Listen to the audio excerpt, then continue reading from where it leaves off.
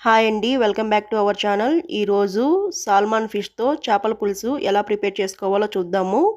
ఈ Salman ఫిష్‌లో omega 3 fatty acids ఎక్కువగా ఉంటాయి. మన బాడీలోని బ్యాడ్ కొలెస్ట్రాల్‌ని తగ్గించి గుడ్ కొలెస్ట్రాల్‌ని పెంచుతుంది. దీనితో మన బాడీలోని బ్యాడ్ కొలెస్ట్రాల్ లెవెల్స్ తగ్గుతుంది. అలాగే హార్ట్ ప్రాబ్లమ్స్ రాకుండా చూస్తుంది. ఉన్నవాళ్ళు ఈ ఫిష్‌ని వాడడం వల్ల హార్ట్ ప్రాబ్లమ్ అనేది తగ్గుతుంది. బ్రెయిన్ స్ట్రోక్ రాకుండా కాపాడుతుంది. క్యాన్సర్ రానివ్వదు. అలాగే చిన్న పిల్లలకి పెట్టడం వల్ల బ్రెయిన్ డెవలప్మెంట్ అనేది చాలా బాగా ఇంప్రూవ్ అవుతుంది. మెయిన్‌గా హార్ట్‌కి, బ్రెయిన్‌కి క్యాన్సర్ రాకుండా చూస్తుంది. ఈ సాల్మన్ ఫిష్ ప్రైస్ కొంచెం ఎక్కువే. అలాగే అందరికీ అవైలబుల్‌గా కూడా ఉండదు. కానీ ఎవరికైతే అవైలబుల్‌గా ఉంటుందో వాళ్ళు రెగ్యులర్‌గా వీక్లీ వన్స్ అయినా తీసుకోవడానికి ట్రై చేయండి. ఎందుకంటే చాలా హెల్త్ బెనిఫిట్స్ ఉన్నాయి. పిల్లలకు కూడా బ్రెయిన్ డెవలప్మెంట్‌కి చాలా బాగా యూజ్ అవుతుంది. ఇప్పుడు చేపల పులుసును ఎలా చేసుకోవాలో చూద్దామండి. ఇక్కడ నేను ఒక పెద్ద సైజు, ఒక నిమ్మ సైజు అంతా చింతపండుని తీసుకొని ఒక బౌల్‌లో నానబెట్టుకున్నాను. 10 నిమిషాల పాటు నానబెట్టుకోవాలి. ఇక్కడ ఒక హాఫ్ కేజీ వరకు నేను ఫిష్‌ని తీసుకున్నాను. వీటిని బాగా వాష్ చేసుకొని దీనిలో హాఫ్ టేబుల్ స్పూన్ పసుపు, 2 టేబుల్ స్పూన్ వరకు కారం, 1 టేబుల్ స్పూన్ సాల్ట్ వేసుకొని బాగా కలుపుకోవాలి. ఈ ఫిష్‌తో చేపల పులుసునే కాదండి, ఫ్రై కూడా చాలా బాగా ఉంటుంది. మరోసారి చూపిస్తాను ఫ్రై ఎలా చేసుకోవాలో.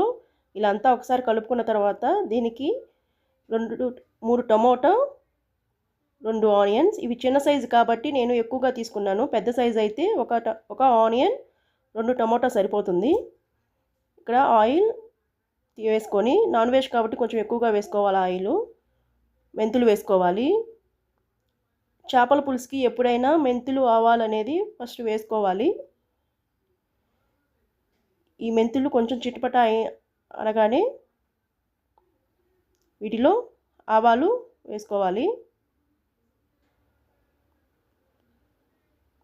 ఆనియన్స్ వేసుకొని ఇవి కొంచెం ఫ్రై అవ్వాలి. కొద్దిగా ఫ్రై అవ్వగానే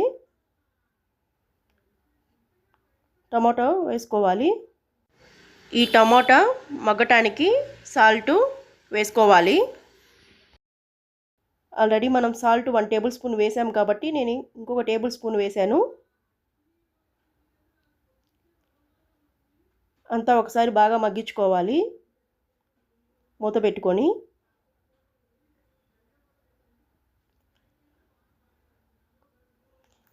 ఈ టమోటా, ఆనియన్స్ అనేది బాగా మగ్గాలి. ఎందుకంటే మళ్ళీ పులుసు పోసిన తర్వాత మనము చేపల పులుసులో టమోటా అనేది మగ్గదు. అందుకని ముందుగానే బాగా మగ్గించుకోవాలి. ఇక్కడ నేను హాఫ్ టేబుల్ స్పూన్ వరకు పసుపు, 1 టేబుల్ స్పూన్ కారం, అల్లం వెల్లుల్లి పేస్ట్ హాఫ్ టేబుల్ స్పూన్ వేసాను.